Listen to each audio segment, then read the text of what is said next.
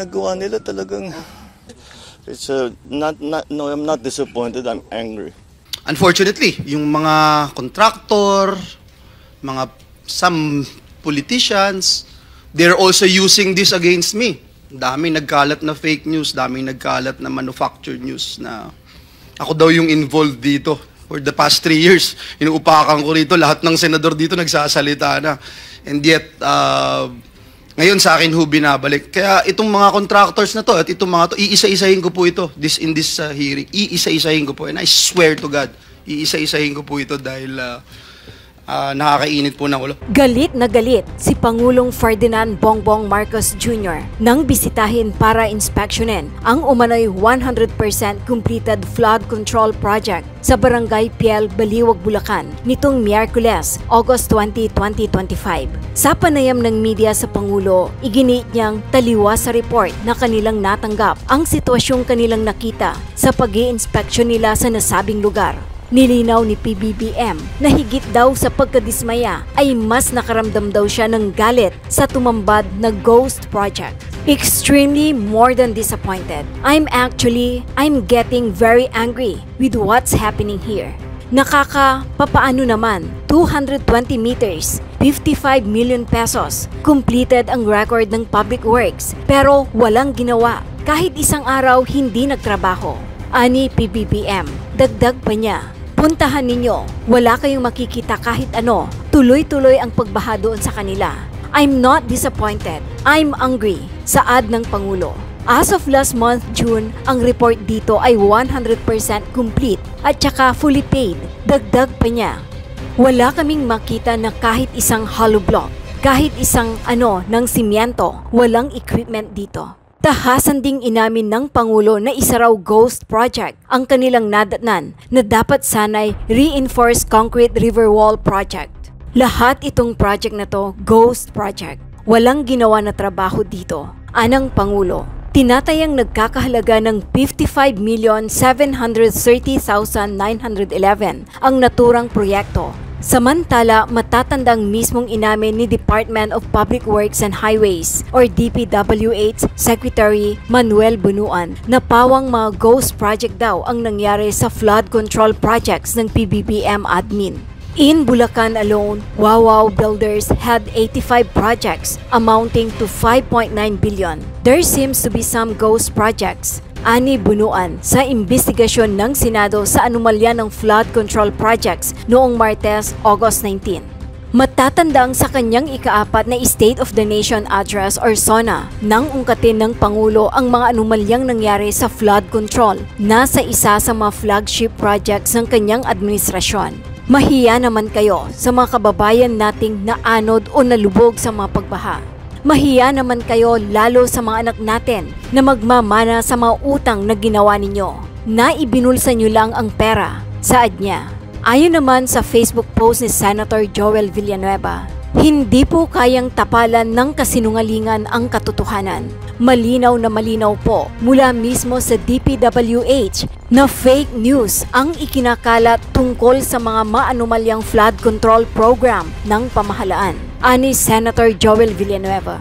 Mr. President, my distinguished colleagues, I rise on a matter of personal and collective privilege to uncover schemes surrounding a systemic problem in our country, one that submerges our nation not just in floodwaters, but in depths of corruption. In the course of our research and investigation, we encountered several words. Their meanings we could not find in the dictionary. So, we looked somewhere else. Alas, we found them in the corruptionary. We have a saying, a leaky roof today is a ruined home tomorrow. Thankfully, President Bongbong Marcos himself has taken decisive steps to plug the leaky roof as a determined follow-through on his striking rebuke and appeal to conscience with his resounding admonition, mahiya naman kayo. Wasting no time after his stern warning during the last SONA against those who misuse public funds, Malacanang established and launched the Sumbong sa Pangulo website last week. I commend and sincerely thank the President for this open source website. Not only does it open the public a direct line to the President to report anomalous flood control projects in their midst, but in my case, including that of my staff, the website makes our investigative work a lot easier. For one, the coordinates that the website provides showed us a faster way to find shady, even ghost projects. Last week, the President took aim. Today, I am pulling the trigger. Para sa ating mga kababayan, nakatutok ang aking presentasyon sa araw na ito sa mga flood control projects pa lamang.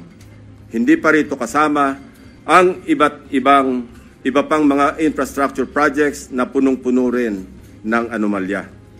Isa-isahin natin ang mga impormasyong aming nakalap sa mga nakalipas na linggo mula sa aming sariling pag-aaral at pagsasaliksik, na suportado ng mga impormasyon mula mismo sa mga DPWH officials at insiders, pati ilang contractors, kasama na rin ang open sources. Una, ang kalakaran ng ilang mga kontratista at mga kasabwat nila sa gobyerno na sa paghahati-hatian ng pondo, kasama na rin ang mga termino o codes patungkol sa kanilang modus. Pangalawa, ang mga palpak na proyekto dahil sa paggamit ng substandard na materyales, kasama na ang mga kontratistang nasa likod nito. Pangatlo, ang mga proyektong lantarang inaangkin bilang congressional insertions. Pangapat, ang patuloy na pagbaha sa iba't ibang lugar na narating namin kahit taon-taon ay paulit-ulit na binubuhusan ng bilyon-bilyong pondo. At ang pinakahuli, ang mga tinatawag ng Pangulo na guni-guni o ghost projects na aming nahukay. For over 15 years, from 2011 to 2025, we appropriated more than 1.9 trillion pesos for flood control management program under the budget of the Department of Public Works and Highways alone. Sa loob lamang ng 3 taon, mula 2023 hanggang 2025, higit 1 trillion pesos ang ating inilaan sa ilalim ng 3 naipasang budget measures para sa flood control. Halos 53% ng kabuuang pondo sa loob ng 15 taon. When we are speaking in trillions of pesos, we should expect our streets and low-lying communities to be flood-free when the rains pour.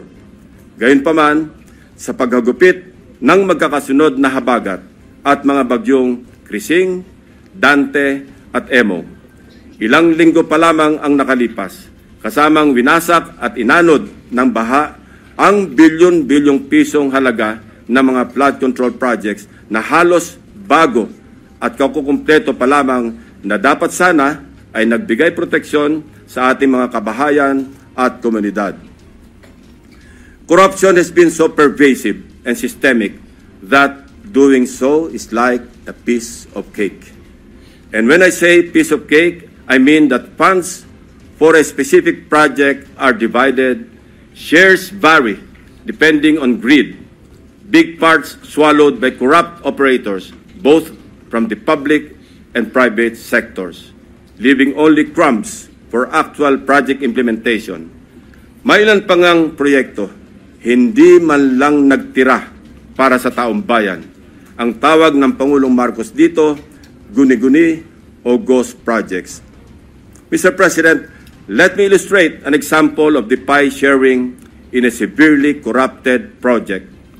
Nais kong bigyan diin na hindi ito representasyon ng lahat ng kalakaran sa flood control projects sa buong Pilipinas. While the pillaging pattern is relatively the same, the pie sharing varies depending on the level of greed. Ihiwalay muna natin ang mga regular o legal na buwis at insurances na automatic na binabawas sa mga proyekto. 5% value-added tax, 2% withholding tax, 1% para sa bonds and insurances at 1% materials testing. Ibawas na rin natin ang allowable contractor's profit na 8 to 10%. Halimbawa, sa 100 million piso na pondo para sa flood control project, kung ibabawas ang maximum allowable deductions, nasa 82 million ang matitira para sa proyekto. Pero hindi pa rito nagtatapos, Mr. President. Kakatayin pa ang budget para sa mga lagay, commissions, SOPs, at iba-iba pang terminong binubuo para sa shares ng mga korap. Sa mga halos magkakaparehong impormasyon na aming nakalap, ganito kagarapal ang sistema sa hatian ng isang maanumalyang proyekto. 8 to 10% para sa mga opisyal ng DPWH. Swerte na daw kung pumayag ang district engineer na 6% lamang ang parte niya. May extrang 2 to 3% pa na parte ang district engineering office kung may sosobra sa contractor's profit. Na-compute na rin kasi ng district engineering office ang tutubuin ng contractor mula sa project at sinisiguro na nila na sosobra ito sa allowable profit para mayroon pa silang kukubrahin. Ang tawag nila rito, reseta. Reseta dahil ang presyo na itinakda ng District Engineering Office ay nakasulat at napagdesisyonan na. Parang gamot, Mr. President, lulunukin na lang ng contractor. 5 to 6% para sa mga miyembro ng Beach and Awards Committee or BAC. 0.5 to 1% para sa COA. Mr. President, meron pa ngayon tinatawag na passing through or parking fee na aabot sa katumbas na 5 to 6% ng pondo. Ito ang itinuturing na royalty, ang tawag sa lagay na ibinibigay sa politikong may kontrol sa distrito kung saan i-implementa o itatayo ang proyekto. Lo and behold, Mr. President, 20 to 25% ang karaniwang napupunta sa funder o project proponent na politiko. Mr. President, ang matitirang pondo para sa pagpapatayo ng proyekto ay napakaswerte ng umabot sa 40% o 40 million pesos alisunod sa ating halimbawang 100 million pisong pondo para sa proyekto. Mr. President, there is an evident pattern of this nasty distribution of public funds among crooks. Ito ay base sa mga case studies na aming pinuntahan at mususing inimbestigahan sa iba't ibang dako ng bansa, partikular sa issue ng flood control. Hindi na namin sinama sa aking presentasyon ang mga naikutan at ibinunyag na ng Pangulo. Ang malinaw na malinaw. Halos pare-pareho ang pattern kung paano minamasaker ng mga kawatan ang pondo ng bayan. Nauna na po itong iniulat ng ating Pangulo noong nakarang linggo. Nang banggitin niya ang mga items na pare-pareho ang contract cost sa kabila ng pagkakaiba-iba ng specs, disenyo at haba ng proyekto. Panoorin po natin ang video. Pag sinabi, may 50 project, pare-pareho, 150 million lahat. Pare-pareho lahat. Imposible yan. It is impossible for one barangay, even if they are the next barangay, to have the exact same project to the exact same amount with the exact same contractor. Imposible yan. Sa parlance po na ang nakakaalam lamang ay ang mga kasali sa gulangan sa pondo. Ito po ang tinatawag na distinct. Distinct ang mga budget items na makikita sa General Appropriations Act at awarded contracts na may pare-parehong halaga para sa magkakalapit man o magkakalayo na proyekto. Distinct dahil ayon sa aming mga informants sa loob ng DPWH at kinumpirma ng ilang contractors, coded na budget ito para mayroong pagkakakilanlan ang mga quote-unquote may-ari ng proyekto. Para sa mga nakakaunawa, ang ibig sabihin po ay akin yan. Sa Bulacan First Engineering District na pinamumunuan na magkasunod na tinanggal sa pwesto na sina dating District Engineer Henry Alcantara at ang pumalit sa kanya na si Bryce Hernandez. Napag-alaman naming talamak ang ganitong kalakaran. Bakit? Sapagkat ayon sa mga contractors at DPWH officials na nakipag-usap mismo sa akin at aking staff, ang dalawang ito ay halos pareho lang ang pagmamahal sa pera. Napabalita pa nga kamakailan na ang isa sa kanila ay nakakapagpatalo ng 100 milyon sa isang kasino dito sa Metro Manila.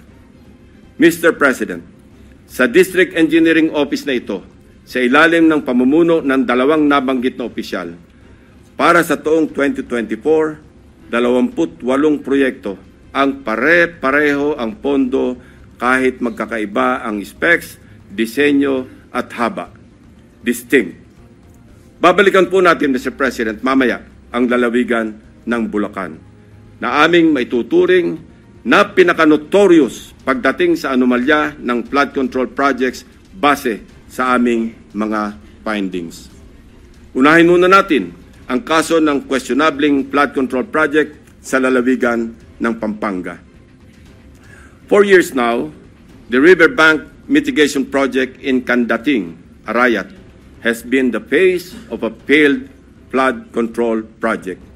Tuwing umuulan, panay ang aray ng mga taga-Arayat sa pag-apaw ng ilog na hindi mapigilan ng flood control.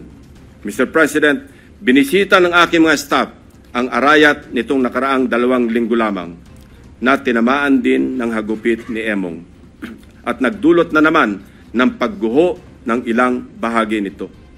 Take note, Mr. President, katatapos lang ng panibagong repair nito noon lang Hunyo ng kasalukuyang taon, 2025. Sa itsura ng structure, tila baga hindi binibigyan pansin ng gobyerno ang Candating. Pero kung babalikan natin 1 taon pa lamang ang nakakaraan o noong Agosto 2024, may gumuho ng flood control matapos mahagupit ng monsoon. Mr. President, a review of the budget books shows that we started funding the construction, rehabilitation of slope protection along Pampanga River, Candating, Arayat, Pampanga, way back in 2018. Let me give a rundown. In 2018, we already spent 20 million pesos on a project for the construction, rehabilitation of slope protection along Pampanga River, Candating section, Arayat. Kalaunan, nasira. Since then, it has become a cycle, Mr. President. We used the people's tax money to repair it in 2023 for a contract price of 91.6 million pesos. It was repaired again by another year's tax money in 2024. This time, not once, but twice, 91.8 million for Phase 1 and 91.4 million for Phase 2. Take note, 20 million pesos lang ito sa una at original construction.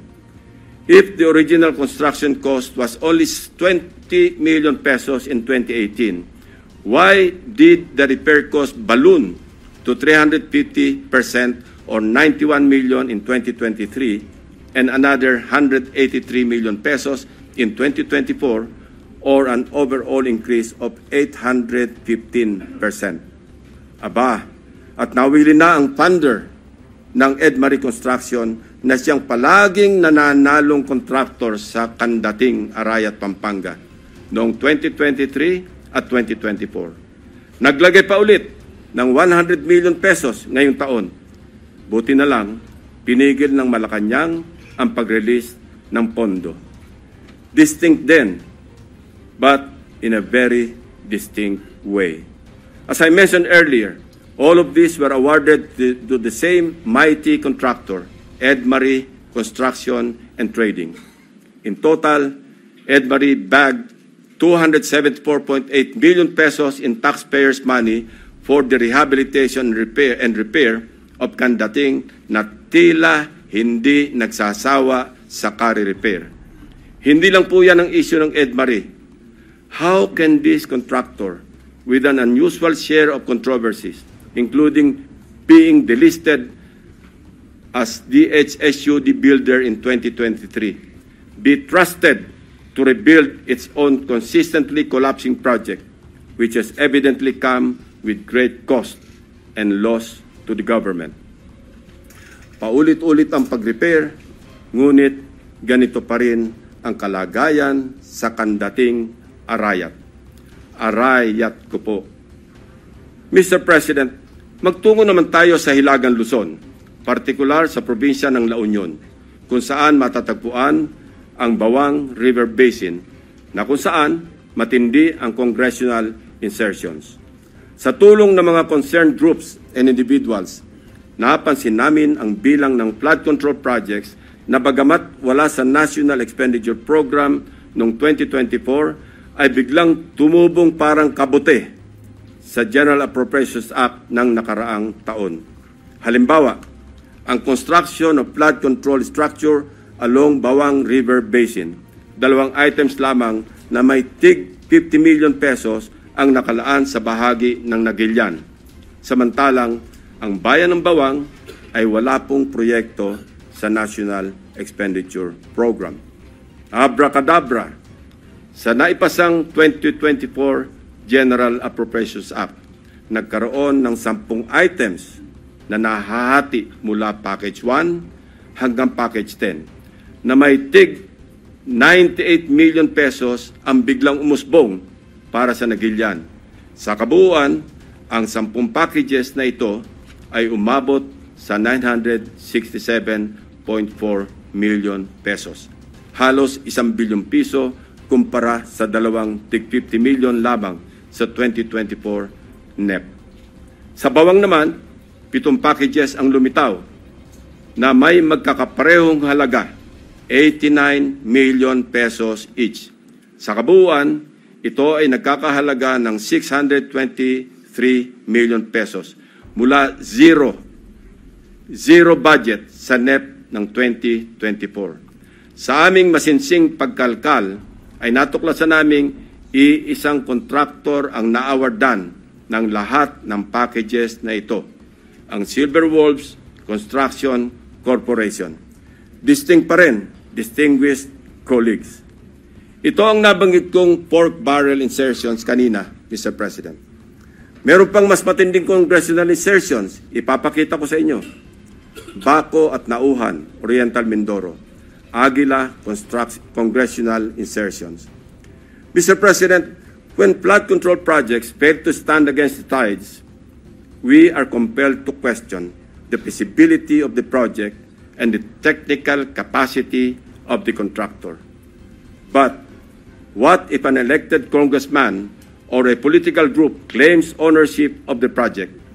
Is it not both proper and necessary to scrutinize their motivations and examine the extent of their involvement, and perhaps to hold them responsible? This explains the logic why I am insisting to make transparent the identities of the proponents of the insertions, from the House GAB, Senate version, and all the way to the BICAM. If they claim something as theirs, should they not also be accountable for its failures? Mr. President, I raise the question because of the evident congressional banners we observe alongside many projects in Nauhan and Baco, both in Oriental Mindoro. Bilang halimbawa, in Barangay Burbuli, Baco, Oriental Mindoro, one banner reads, Congressional Project, Construction of Flood Control Structure along Barangay Burbuli, Alag River, Baco, Oriental Mindoro, Aguila, aksyon, gobyerno at inisyatibo sa larangang lehislatura. This project, awarded to Silver Wolves Construction Corporation again, is worth 95 million pesos. It is an ongoing project to be completed in December 2025. This project is so important that it can turn stones and get funding approval under the unprogrammed appropriations of the 2024 national budget. This prompts us to dig deeper into the web. And as they say, social media is a great resource of evidence, which lawyers fondly call testimony against self-interest. In one Facebook post, we discovered a congressional representative showcasing his midterm accomplishment report covering the period from June 30, 2022 to December 31, 2023. He openly lists projects, hold your breath, funded by his office. I repeat, funded by his office, including flood control and river protection initiatives. From Aguilas Baco, let us travel to Aguilas Nauhan, also in Oriental Mindoro. Mr. President, Nauhan is among the beneficiaries of 3.6 billion pesos worth of projects, while Baco proudly lists 807 million, all of which is attributed to and owned up by the office of the congressman. Hindi lamang po ito ang maswerteng napondohan. Isa pa sa pinagmamalaki ng mga pag-angking congressman ay ang flood control structure sa Butas River upstream, Barangay San Jose, Nauhan, Oriental, Mindoro. We took time to visit the project, Mr. President, which he referred to as a national project through congressional allocation. The project was awarded to Raymond Builders for 231 million pesos at hinugot pa rin ito sa unprogrammed funds. Dalawang projects na po ito ng Aguila na natuklasan naming mula sa unprogrammed funds, isa sa Barangay Burbuli at isa sa Barangay San Jose. Sa tagal ko na rin pong nagbubusisi ng pambasang budget, ang pagkakaalam ko po, masalimuot ang proseso ng paggamit ng unprogrammed appropriations under the Special Purpose Fund para mag-augment sa ilang items under the regular budget. Hindi po madaling ma-access ito. Dapat A, may excess revenue collections, or B, new revenue collections, or C, those arising from new tax or non-tax sources, or D, approved loans para sa foreign assisted projects. Mahaba din ang requirements dito, Mr. President. So, ano kaya ang taglay na agimat ni Congressman? What gives, Mr. President? Kung saan may multimillion projects, dumadapo ang Aguila. Pero lubog pa rin sa baha ang nadadapuan ng Aguila. Isa lamang po ito sa napakaraming banners at social media posts ng congressional insertions ng mga politiko na naglipana sa iba't ibang bahagi ng bansa. Mr. President, ituloy na po natin ang diskusyon tungkol sa aming mga obserbasyon sa lalawigan ng Oriental Mindoro. Without taking anything away from the good but suffering people of this province on the legitimacy of their needs due to its high flood susceptibility, I want to speak of the billions of appropriations for flood control projects poured into this province in Luzon's eastern flank. Mr. President, when someone gets the largest share of the pie, we naturally ask why, especially if such a price comes from the taxpayers' tab. In Oriental Mindoro, for example, we wonder why among its 14 municipalities, one town tops the bill. Sa pagsalo ng buhos ng pondo, nauna ang Nauhan. Nauhan, Oriental Mindoro received a sweeping 55% of the province's 2025 flood control budget. Katumbas ito ng 10 bilyong piso para sa flood control projects ng bayan ng Nauhan pa lamang.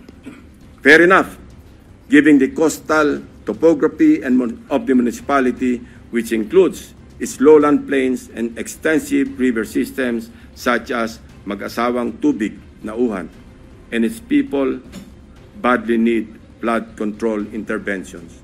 However, the magnitude of its budget allocation in the last 3 years alone, amounting to approximately 19 billion pesos, and nearly doubling each year raises concerns regarding Nauhan's curious case. Even before the provincial governor of Oriental Mindoro blew the whistle, so to speak, on what he alleged as anomalous flood control projects, we had already dug deep in our study, literally sifting through years after years of appropriations for these projects. True to form and with due diligence, I immediately dispatched my staff to Oriental Mindoro to verify the data we gathered about Nauhan and to validate the governor's claims. Mindful of political bumps we may encounter, my directives are clear. We must see no political color and remain impartial in our findings. My staff traversed Oriental Mindoro across 10 barangays to randomly check flood control projects based on the list of awarded contracts from 2023 to 2025 that we obtained from the DPWH website. The field validation came in the aftermath of the widespread flooding in the province of Oriental Mindoro during the Habagat.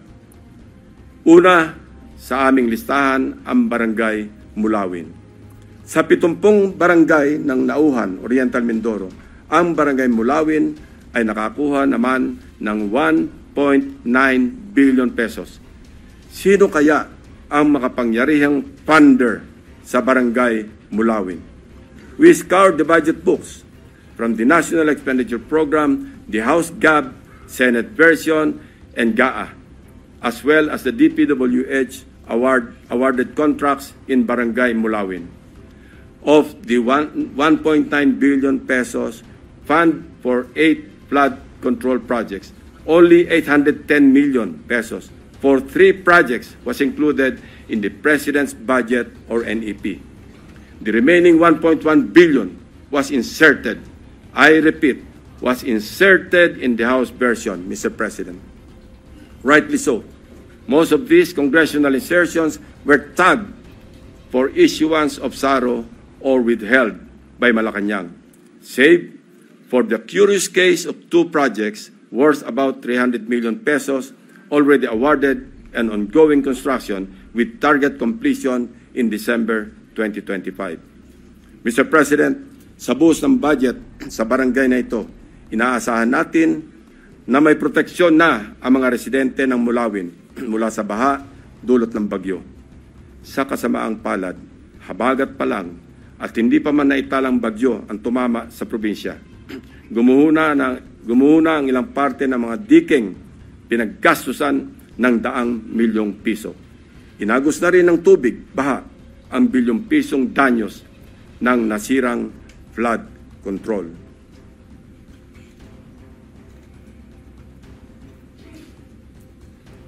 Ito mismo ang parehong barangay na gustong inspeksyonin sana ni Governor Dolor noong nakaraang Sabado lamang, kung saan napabalita ang pagharang sa kanya ng security personnel sapagkat ayon daw sa kontraktor ng proyekto, kinakailangan ng written approval mula sa DPWH bago makapasok ang sinuman sa construction area.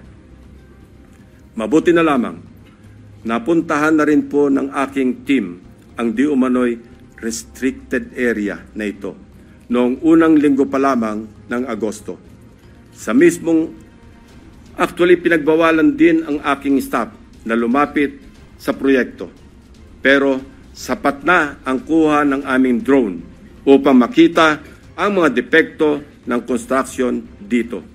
Nahalatang gusto ng naturang kontraktor na isikreto dahil sa ginagawang paghahabol upang kumpunuhin at remedyohan ang palpak na proyekto at mapagtakpan ang kanilang kapalpakan. We are willing to submit our drone shots and other pieces of evidence to assist in the investigation and prosecution of those involved in these anomalous projects.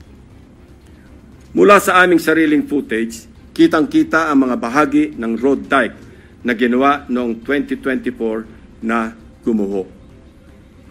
Ang nakikita niyong flood control project ay nagkakahalaga ng 204.8 million pesos na base sa official record ng DPWH ay completed project na nito lamang Pebrero 2025. Halos 3 buwan pa lamang ang lumipas, Mr. President. Gayunpaman, kabago-bagong proyekto, gumuhuna agad ang dike dahil sa nakaraang bagyong Krising, Dante at Emong. Kasama ang lagpas 200 milyong pondo na inalaan dito.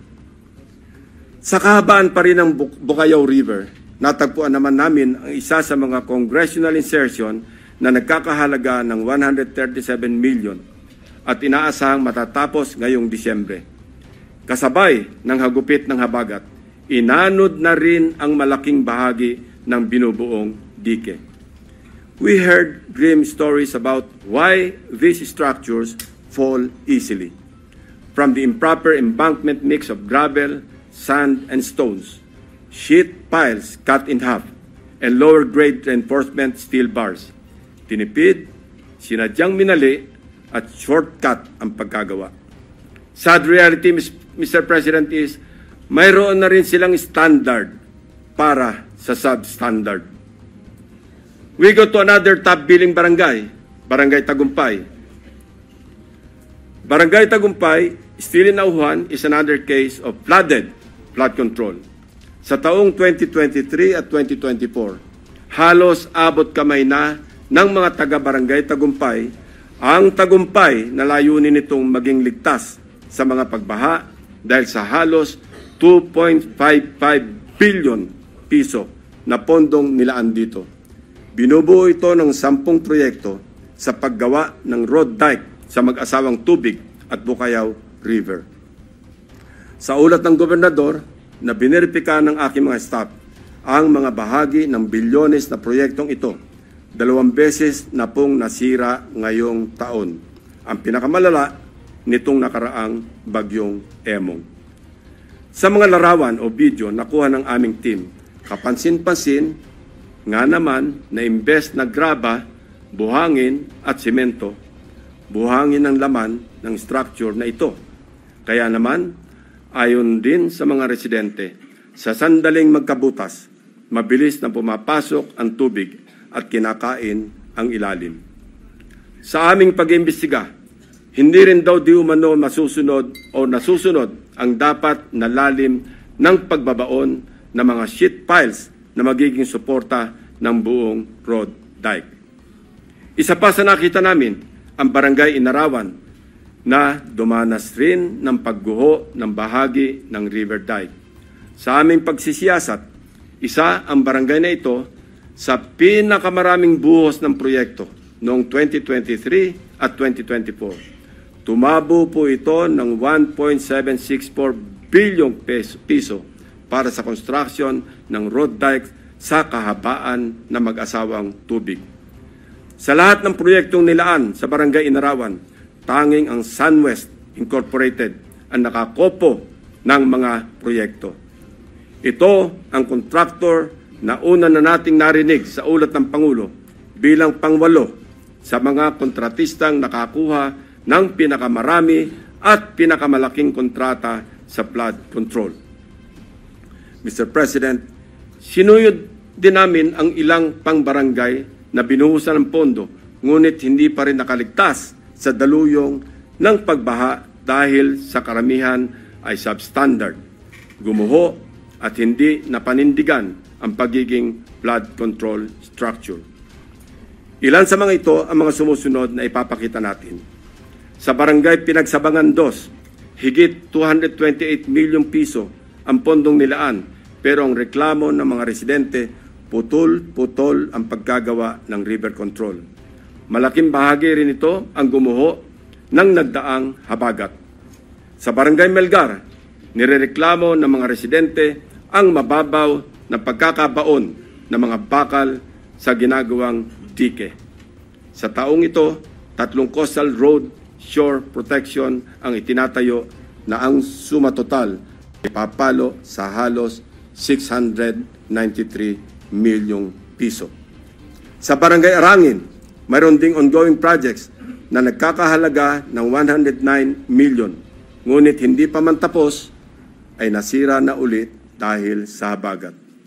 Mr. President, for 3 years, 19 billion na pondo ang ibinuhos para sa flood control sa Nauhan. Umaapaw ang pondo pero lubog pa rin sa baha ang mga Nauhenyo. Ano nangyari, Mr. President? Kaninong mga bulsa inanod ang buwis ng taong bayan? Kung sa Oriental Mindoro gumuguho ang mga proyekto, mamaya po, Mr. President, ipapakita namin ang mga lugar naman na walang makikitang gumuguho.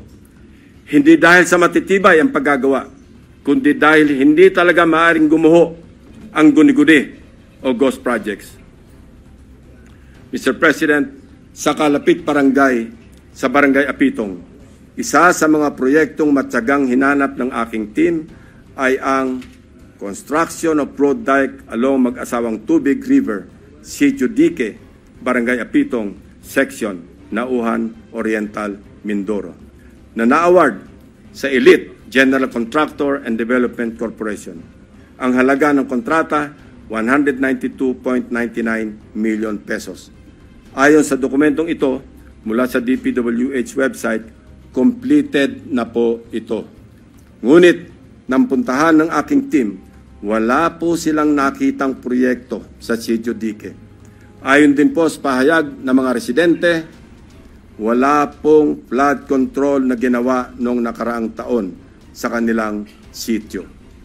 Ang alam lang nila, mayroong gagawin pa lamang ngayong 2025. Nasaan ang halos 193 million na pondo sa Sitio Dique noong 2024? Eksakto ang lokasyon na aming pinuntahan sapagkat consistent ito sa coordinates na nakalathala sa DPWH at sa sumbong sa Pangulo website.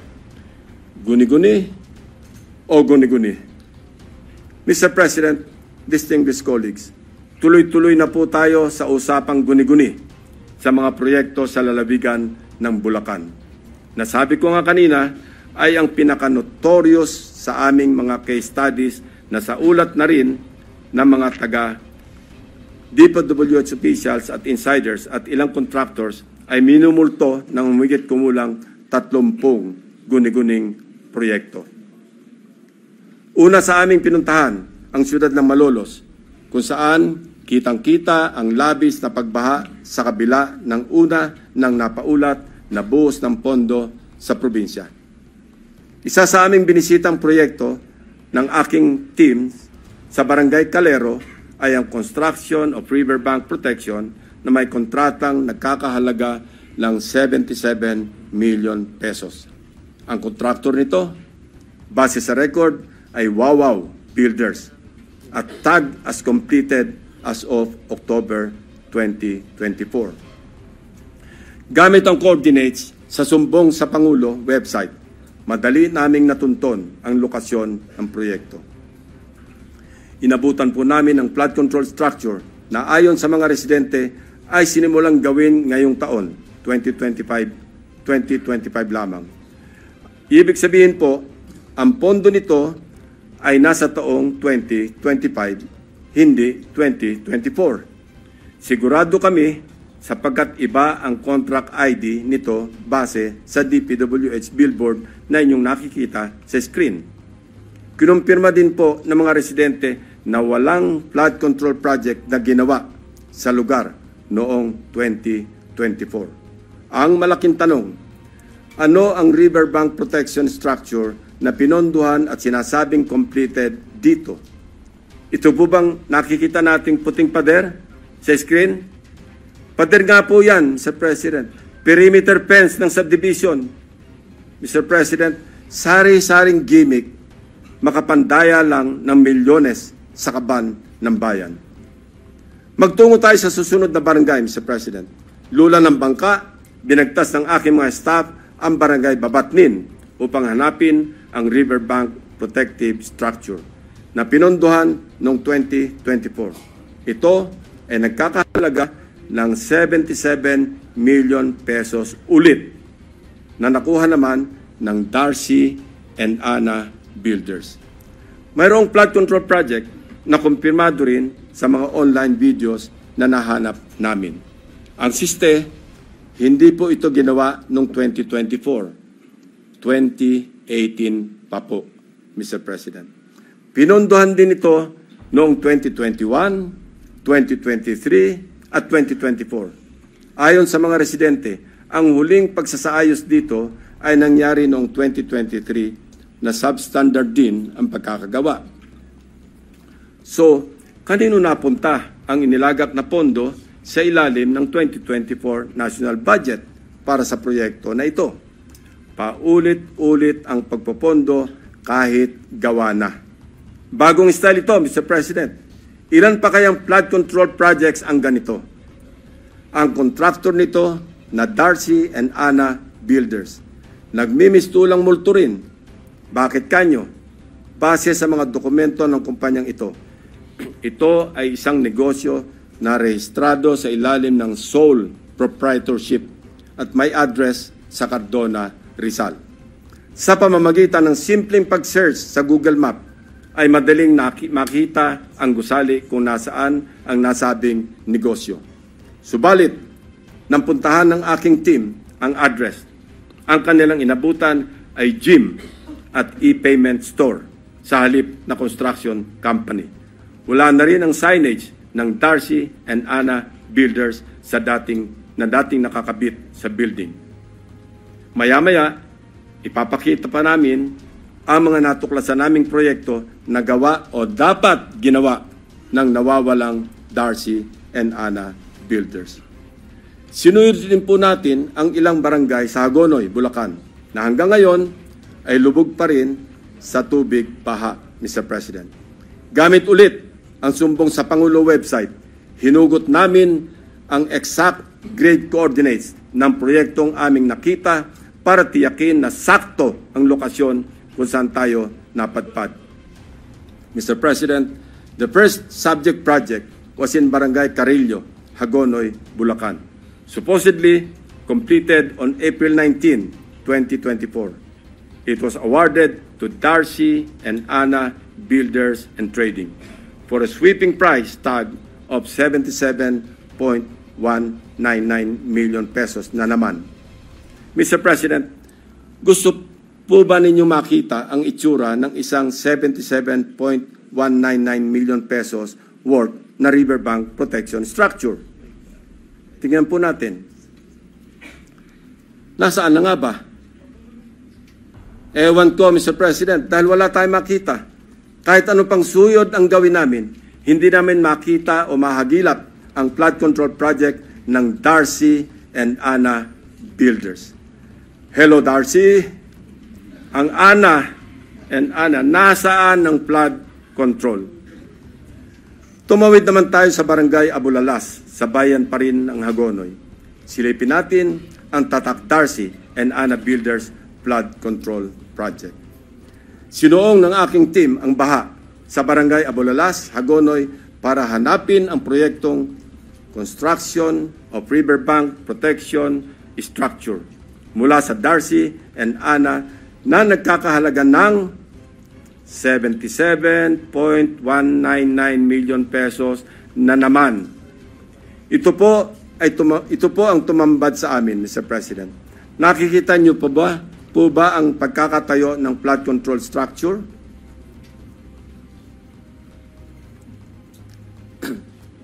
Hindi niyo po talaga makikita, my dear colleagues. Guni-guni lang kasi ang flood control structure o riverbank protection kung saan dapat nakatayo ang Darcy and Ana project.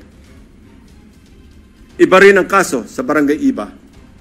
Tinungo namin ang proyekto Riverbank Protection Structure sa Barangay Iba ng Wawaw Builders na natapos na dapat noong Oktubre 2024. Ang presyo ng proyekto 77.199 million pesos na naman.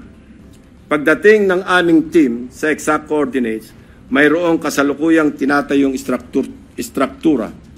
Ang bonus, may kasama pang pumping station. Pero ang ginagawang proyekto, hindi ang Wawa Project. Sa mismong lokasyon kung saan dapat nakatayo ang Wawa Riverbank Protection, ang nakabalandrang contract ID ay ang ongoing project ng isang Third Star Builders Contractors para sa flood mitigation structure with pumping station and floodgate na ang presyo ay papalo sa 92.54 million pesos. Mr. President, nawawala ang Wawa Project at mukhang gusto pang pagtakpan ang Ghost Project na ito, kaya nagmamadaling magtayo ng bagong struktura sa eksaktong project location kung saan dapat matagal lang may flood control. Wawaw ang binisita, First Star ang dinatnan. Wawaw ang hinanap, First Star ang natagpuan. Mukhang ang modus na ito tatapalan ang Ghost Project ng ibang proyekto at ang masama na walang parang bula ang milyong-milyong gastos mula na naman sa taong bayan. Sa Barangay San Nicolas naman, iba ang forma at hulma ng Ghost Project. Binisita namin ang proyekto ng Wawaw Builders na ang halaga ay 77.199 million pesos na naman ang nasabing proyekto. Sinimulan daw noong Pebrero at natapos noong Disyembre 2023. Pero sa aming pagsisiyasat, 2017 pa lamang ay mayroon ng flood control sa lokasyong tinuro kung nasaan ang Wawaw Project. Makikita rin sa historical imagery ng lugar na walang nabago simula pa noong 2017. So, anong tinayo ng Wawaw Builders noong 2023? Eh di wala. May guni-guni na naman sa Barangay San Nicolas. Wow na wow ang Wawaw. Mr. President, makikita natin ang iisang pattern ng mga proyektong guni-guni ng Darcy and Ana at Wawaw Builders sa Barangay Carillo, Abulalas, Iba at San Nicolas, First Engineering District ng Bulacan. Pare-parehong contract price, 77.199 million pesos. Pare-parehong riverbank protection structure, pare-parehong guni-guni. Very distinctly ghost projects. Ang mga taong nasa likod ng scheme na ito or scam na ito ang dapat ipinampupukpok sa pagbabaon ng mga sheet piles. Hindi ito kababalagan, Mr. President. This is well orchestrated by an organized network of people who abuse their power. May isang grupo sa loob ng First District Engineering Office ng Bulacan na kilalang sindikato ng mga substandard at ghost projects. Ang kanilang modus, manghihiram ng lisensya sa mga suki nilang contractors. Gamit ang lisensya ng contractors, sila na ang mag-implement ng proyekto. O kung hindi man, magpoproseso ng mga dokumento para lumabas na completed na ang mga ghost projects. My office is willing and ready to provide the names of the members of this well-organized syndicate inside the Bulacan First District Engineering Office, including probable witnesses to testify against them if and when the appropriate authorities will open a formal investigation into these morally wicked schemes to defraud our people of their hard-earned taxpayers' money. For the information of the body, inikot at siniyasat din po namin ang ilang mga proyekto sa Kabikulan, Davao Peninsula, Western Visayas at Central Mindanao. Kasalukuyang ginagawa pa ang validation ng aming findings para sa mga susunod na investigasyon. Mr. President, my distinguished colleagues, we all heard President Marcos Jr. in his rare, exasperated, confrontational tone during his fourth SONA last July 28. Pinalakpakan natin siya ng malakas nang sabihin niya sa ating harap-harapan sa plenaryo ng Batasang Pambansa, mahiya naman kayo. And rightly so, since he also said in the same SONA that he witnessed firsthand how the floodgates of corruption have swung wide open in many areas he personally inspected. He saw defective flood control projects obviously built with substandard materials or not built at all, wasting hundreds of billions of pesos in taxpayers' money drifted away and down the drain. And all this, Mr. President, went straight to the pockets of the insatiably greedy, so vile, so greedy, and corruptly core politicians, DPWH officials, and contractors, conniving among themselves, unmindful of the lives lost and the properties destroyed, all for their lust for money. This humble representation just confirmed with sordid details what President Marcos announced in the launching of the Sumbong sa Pangulo website, which greatly helped us in tracking and monitoring the status of the non-existing but fully paid flood control projects. Mr. President, distinguished colleagues, we can do our part in leading the way under your leadership and the cooperation that each and every one of us in this august hall to set the example in good governance. We can start with an honest-to-goodness and fully transparent deliberation of the 2026 National Budget Measure that will truly represent the hopes and aspirations of our people for a better Philippines. Sa isang taon, wag naman sana nating marinig na mapagsabihan tayo na mga walang hiya kayo. Sa haba at lawak ng aming pagsisiyasat, may mga gustong magsalita at tumulong. District engineers na napipilitang ipa-implement ang mga binagsak na project sa kanilang distrito na hindi naman sila ang nagplano kaya hindi naisama sa National Expenditure Program. Subalit, dahil nagmula sa mga insertions ng mga tinaguriang funders sa Kongreso, mga contractors na kapit sa patalim dahil sa bulok na sistema ng talamak na lagayan, tali ang mga kamay dahil sa kanilang pakikisama na kasalalay ang kanilang hanap buhay. At higit sa lahat, mga taong bayan na nais ipaabot ang kanilang hinaing. Madami din sa mga nakausap namin ang handang pangalanan ang mga tiwaling opisyal ng gobyerno na tunay na nasa likod ng mga milagro sa flood control. Ang halos nagkakaisang tanong nila na mahirap kong saguting mag-isa. Sagot ba ninyo ang kaligtasan namin at sigurado bang tuloy-tuloy ang laban hanggang sa dulo o habang mainit lamang ang issue na ito? When few good officials or regretful men are willing to speak truth to power, they must be heard. They must be seen. They must be protected. The depth of corruption has become so overwhelming that it drowns us in our sad reality. More than flood control, what the Filipino people badly need to see is grid control. Thank you, Mr. President. Thank you, Senator Lacson. Mr. President, Majority Leader. Mr. President, there are a number of our colleagues who wanted to make a manifestation. May I just be allowed to give a very short manifestation considering, Mr. President, the situation where I come from, Mr. President. I hope you understand. Yes, please the proceed, indulgence of our colleagues. Please proceed, Majority Leader. Mr. President, this will be just very short. I just wanted to put on record, Mr. President, na nakapanlulumo, nakakagalit at nakakakulo ng dugo, Mr. President, na marinig at makita right before our very eyes yung pong mga hindi ko kayang sabihin na malademonyong proyekto dahil sabi nga ho ni Senator Lacson, guni-guni hindi na makita.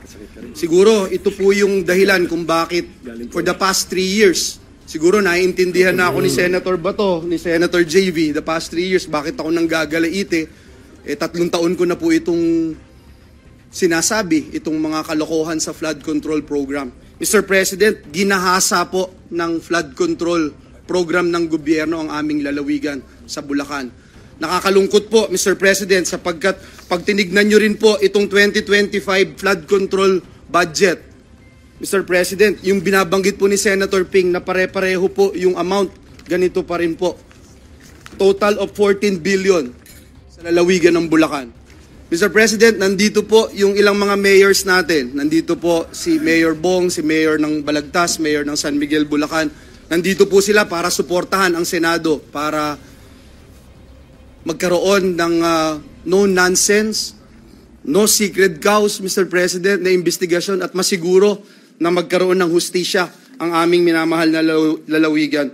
Mr. President, gusto ko lang pong i-put into the record that we thank the gentleman from Cavite, Mr. President.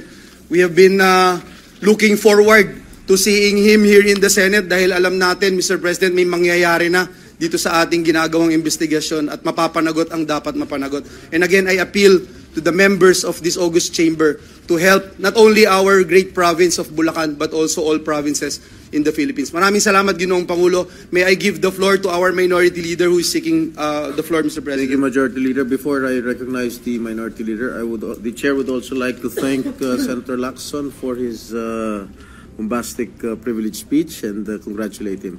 Congratulations, Senator Lacson. Minority Yes. Leader. Thank you, Mr. President. Aside from congratulating and commending Senator Ping Lacson, I was discussing this with him earlier. We indeed commend him because he's under the weather. He's not actually well, but he came over to deliver his privilege speech, although his doctors told him to rest and not to go to work today. But still, he did. No, you see the importance of what he has to deliver. So. I know for a fact that Senator Lacson has never been known to evade any interpellations. But because of health reasons, I would like to move that all the interpellations forthcoming on this privilege speech be done in our next regular session, Mr. President. Will be on Tuesday. Yeah. Yes, Mr. President. What does the Majority Leader say? We are in full understanding, Mr. President, of our good colleague who is more than willing to entertain questions, Mr. President. We all know that. And he's more than willing to entertain questions, Mr. President, by Tuesday, Mr. President, when we resume session. Mr. President, there are a number of senators who would like to make a short manifestation. May I move that we recognize the gentleman from Tarlac, Senator Bam Aquino, Mr. President. The gentleman from Tarlac, Senator Bam Aquino, is recognized. Thank you, Mr. President. Unang-una po sa lahat, nais kong magpasalamat kay Senator Lacson sa kanyang presentation at alam ho natin na napakahalaga ng issue na ito na malaman ho natin kung saan napupunta yung pondo sa flood control at nakikita naman po natin na bilyong-bilyong piso na ang nawawala na dapat napupunta sa taong bayan. So Mr. President, upon the suggestion of the Minority Floor Leader, I will hold off my interpellations for the next session and instead just manifest my support and congratulations to the good gentleman from Cavite. Thank you very much, Mr. President. Thank you, Senator Aquino. Thank you, Leader. Mr. President. Next to make a short manifestation is the gentleman from Palawan, Senator Erwin Tulfo. I move that he be recognized, Mr. President. Senator Erwin Tulfo, the gentleman from Palawan, is recognized. Mr. President, this representation fully supports Senator Ping Lacson's call to demand full accountability for the disturbing anomalies in our flood control projects.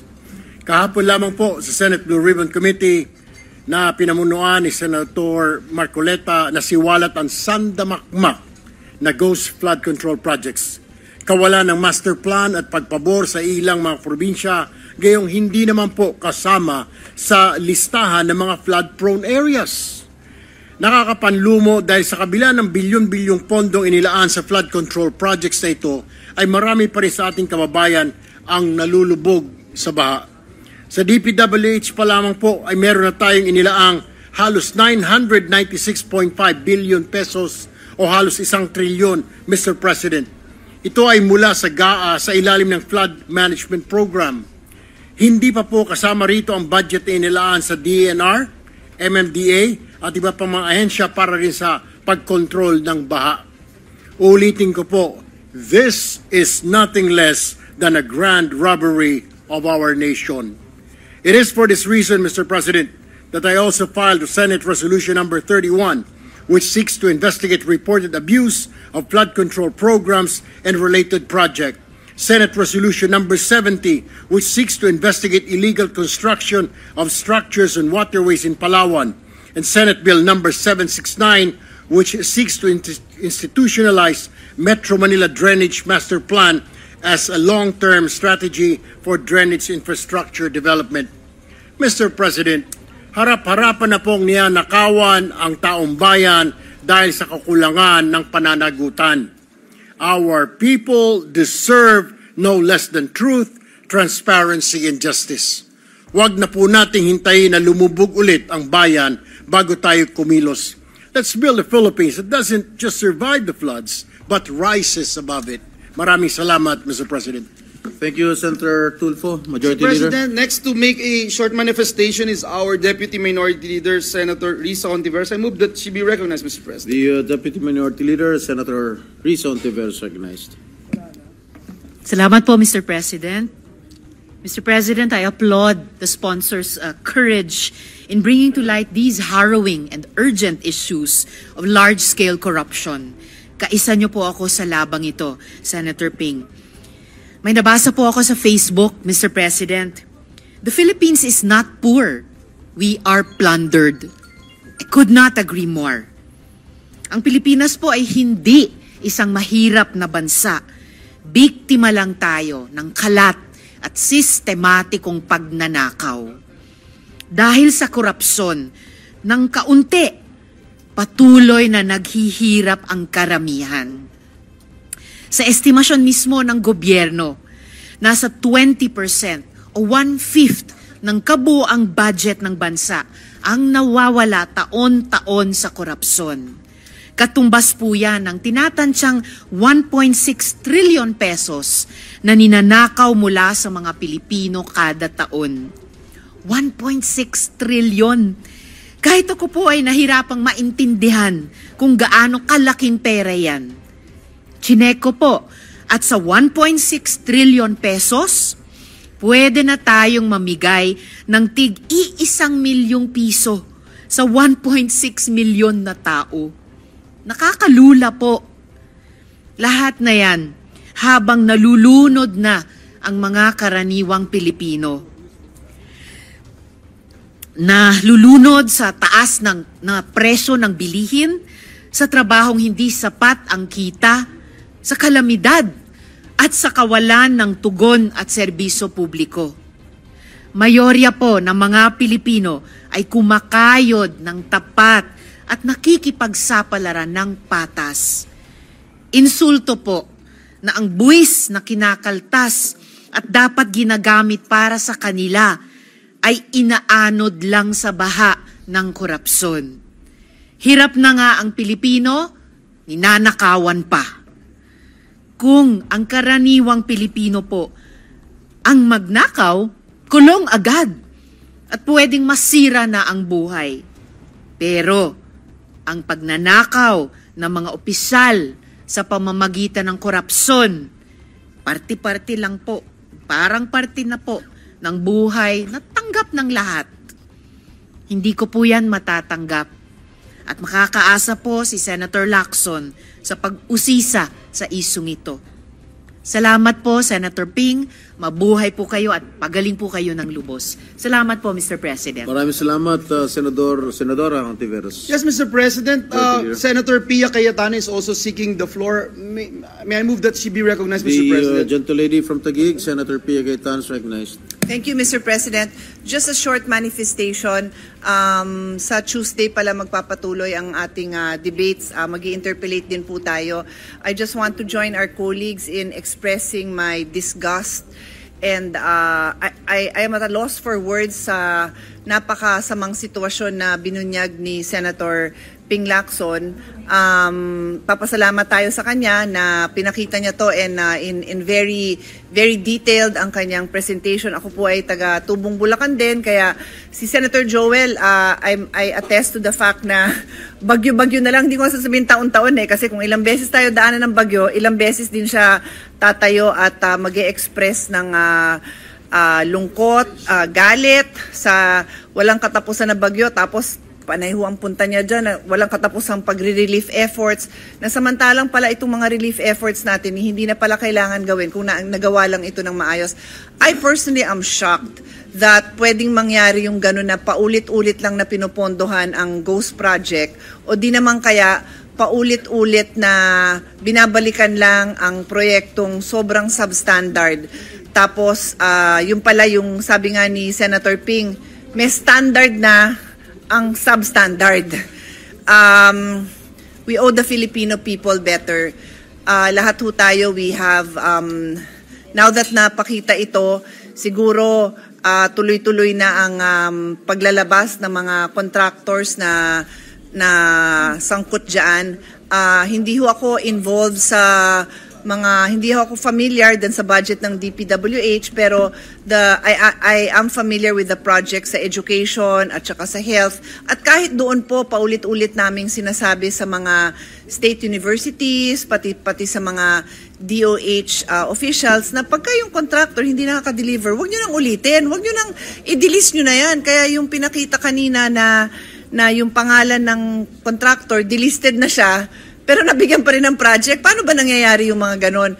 Definitely, ibig sabihin, may kasangkot na government official, whether sa level ng lokal or sa level ng national. Kaya sa darating na mga araw na iimbestigahan pa rin ito at magkakaroon pa ho tayo ng debate, sana mas mabigyan ng liwanag, because the Filipino people do not deserve this kind of public service from their officials. Thank you very much, Senator Ping Lacson, for bringing this to our attention.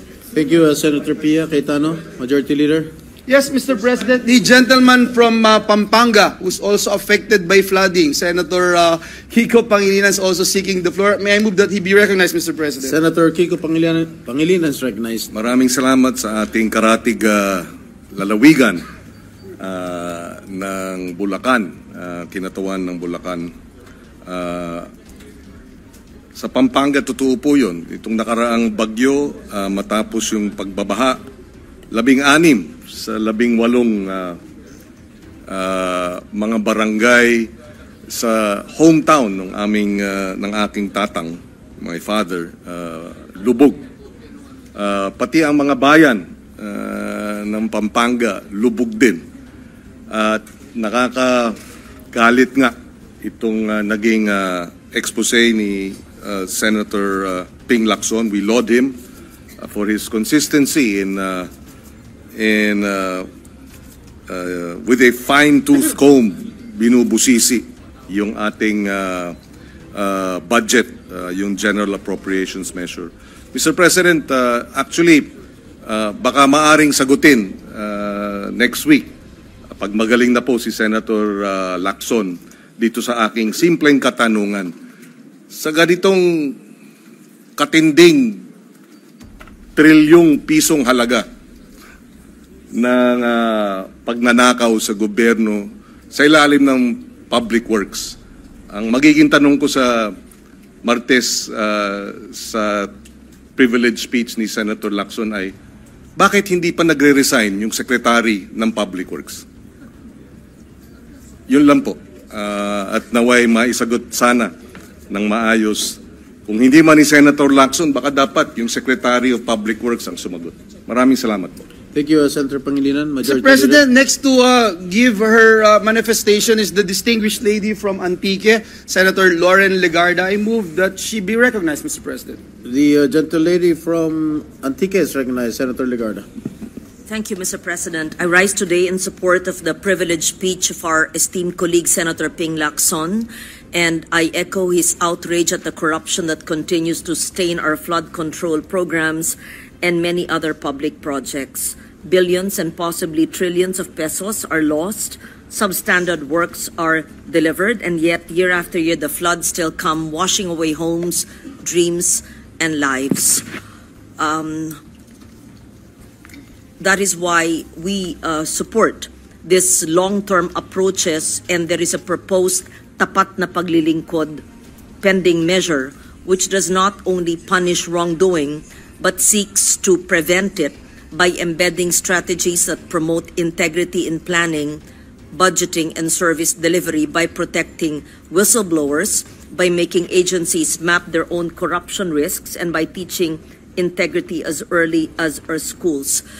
This is a long manifestation, Mr. President. May I request that the whole manifestation of 6 pages be inserted into the record.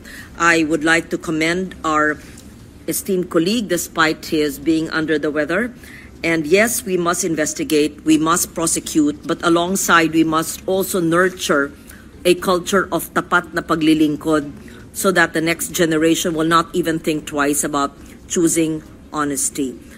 We congratulate Senator Ping Lacson. Thank you, Mr. President. Thank you, Senator Legarda, Majority Leader. Mr. President, next to give his manifestation is the gentleman from Bukidnon, our former Senate President, Mig Zubiri. I move that he be recognized, Mr. President. The gentleman from Bukidnon, recognize Senator Zubiri. Thank you very much, Mr. President. Thank you to the Majority Leader.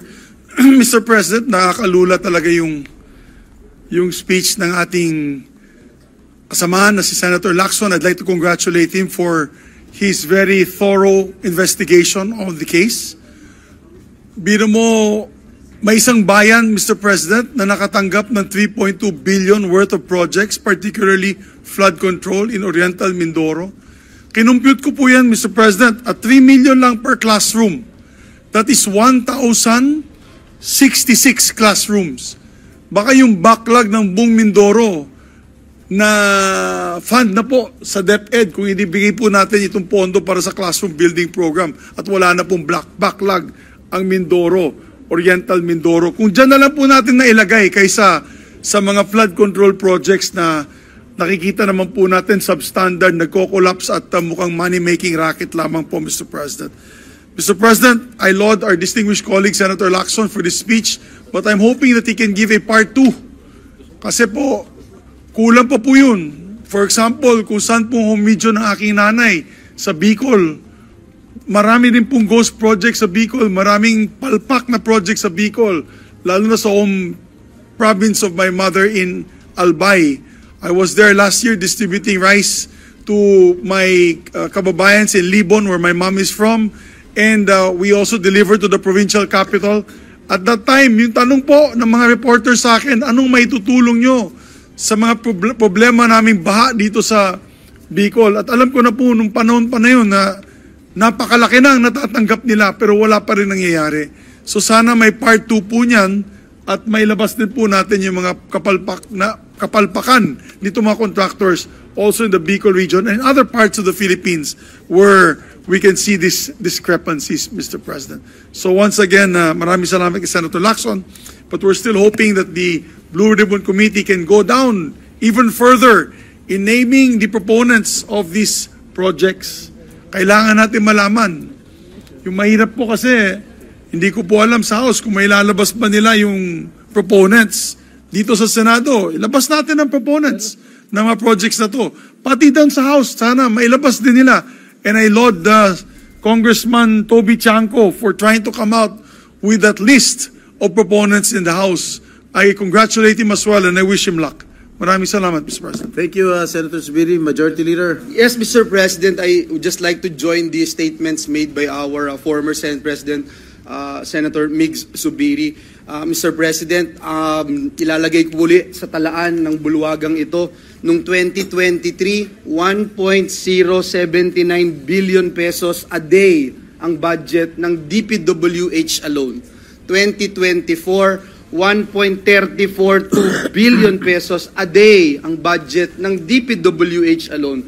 Ngayong taon po na ito, 2025, 1.37 billion a day ang budget ng DPWH. Ngayon po, dun sa National Expenditure Program na pinrepresenta sa atin ngayon ng 2026, 1.08 billion pesos a day ang budget ng, again, Mr. President, DPWH alone.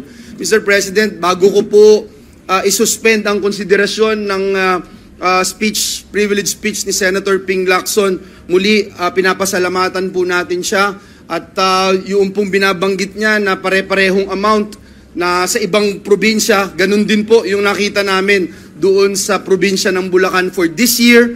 And maikling ikwento ko lang, Mr. President, alam nyo yung pinakikita doon sa Hagunoy, yun po yung taon-taon na pinupuntahan natin halos every time na merong bagyo at nakikita po natin doon, Ginoong Pangulo, yung mga kababayan ko po doon sa Hagunoy at Senate President Pro Temp, I'm sure you're very much aware of Hagunoy dahil marami po kayong kaibigan doon.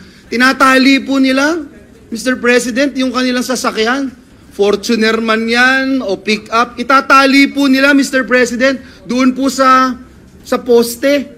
At matutulog sila, yung sasakyan po nila, umaalon-alon, Mr. President. Gigising po sila ng umaga, at ito, natural na buhay ng mga kababayan ko doon. Gigising po sila ng umaga, lulusong sa baha, magkakape, pagkatapos magkape, maliligo, tapos pupunta ho ng Maynila para magtrabaho, alas 3, alas 4 ng umaga, babalik ho, galing sa trabaho, ganun na naman, Mr. President. Tapos mababalitaan po nila itong mga nangyayaring guni-guni projects at mga palpak na proyekto. Mr. President, I think nasa atin po na may magagawa po tayo bilang Senado ng Republika ng Pilipinas. I pray, Mr. President, huwag nating biguin yung ating mga kababayan dahil sa totoo lang, Mr. President, 3 years ago, binanggit ko na po dito sa bulwagan na ito na yung mga kababayan po namin, wala nang inaasahan eh. In fact, kahit pagkausapin nyo po, sasabihin sa inyo, wala na. Hindi nyo naman magagawa yan. So sana po, malaking challenge po sa atin, lalo na dito sa Senado, itong problemang ito. Mr. President, may pahabol po ang ating mga kasamahan. We recognize Senator Bongo and then afterwards, Senator Robin Hood Padilla, who wanted to make a manifestation as well, Mr. President. Please. Senator Bongo is recognized. Thank you, Mr. President. I join Senator Ping Lacson in condemning the irregularities in the allocation and implementation of flood control projects. Mr. President, as manifested yesterday in the Blue Ribbon hearing, hindi po katanggap-tanggap na habang tumataas ang budget para sa flood control, pataas rin ang pataas ang pagbaha. Sabi ko nga kahapon, bakit hindi nyo lang po ilaan ang budget para sa health katulad sa pag-upgrade ng mga hospital ng PGH na madalas rin pong binabaha. Nakita natin sa video kahapon o sa picture na binabaha. Dapat doon na lang po paglaanan ng pondo at sa DPWH na meron po silang 880 billion kumpara po sa health budget.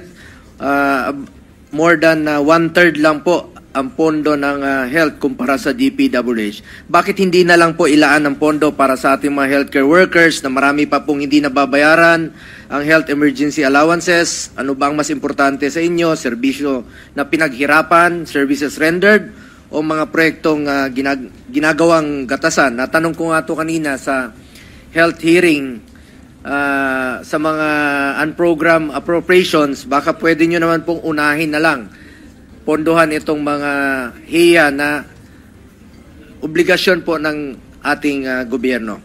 In light of recent events, President Marcos Jr. has launched an investigation on the implementation of flood control projects in the past years. Sa mga inireport ng Pangulo, malinaw na may anomalya dito, malinaw na may systematic na ang modus dito mula sa pag-identify ng mga proyekto hanggang sa pagpondo ng mga ito at pag-implementa ng mga proyekto. Mr. President, sa totoo lang po, noon pa lang, 2023, August 9, hiningi na natin sa DPWH ang kanilang accomplishment report, master plan at strategic prioritization sa kanilang mga flood control projects.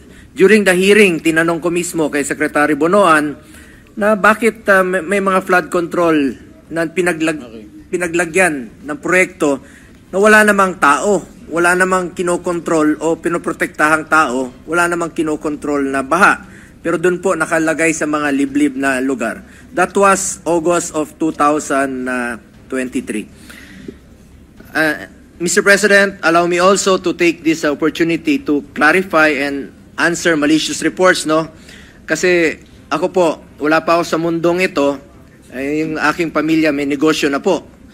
And the insinuation that I was personally involved and had benefited in some projects, Mr. President, these are all recycled and malicious accusations. Noong 2018 pa po ito, nabalik na naman ng 2021 habang papunta po sa eleksyon.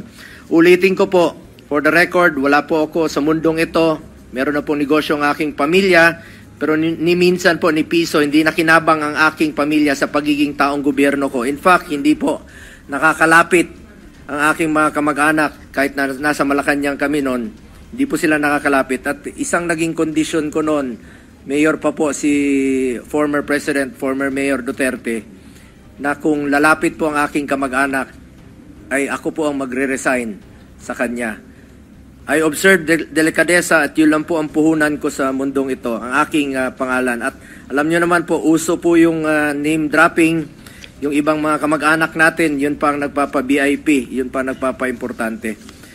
At sa tinatagal-tagal ko na pong paninilbihan sa gobyerno, isa lang po ang may pagmamalaki ko. I observed delikadesa, yan po ang ginagawa namin noon pa hanggang ngayon. I am a senator, a legislator.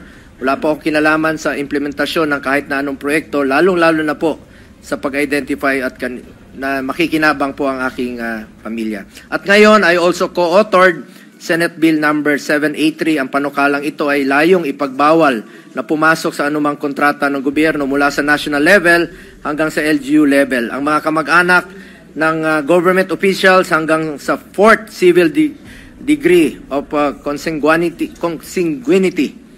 and affinity ay dapat po bawal po. Mr. President, sa laki po ng pondong pinag-uusapan dito, hindi po sapat ang audit o reporting sa mga ginagawang flood control projects. Hindi sapat ang explanation mula sa mga kontraktor o DPWH. Dapat po'y merong managot dito at dapat po'y maging accountable po sila. Dapat may managot po sa perwisyong patuloy na dulot ng pagbaha na dapat sana noon pa nasolusyonan. Maraming salamat po, Mr. President. Thank you, Senator Bongo. Majority Leader. Yes, Mr. President. Mr. President, may I move that we suspend consideration of the privileged speech of Senator Ping Lacson? So move, Mr. President. Is there any objection? There being none, the motion is approved. Mag-subscribe at i-click ang notification bell para sa mga susunod na video updates. Maraming salamat po.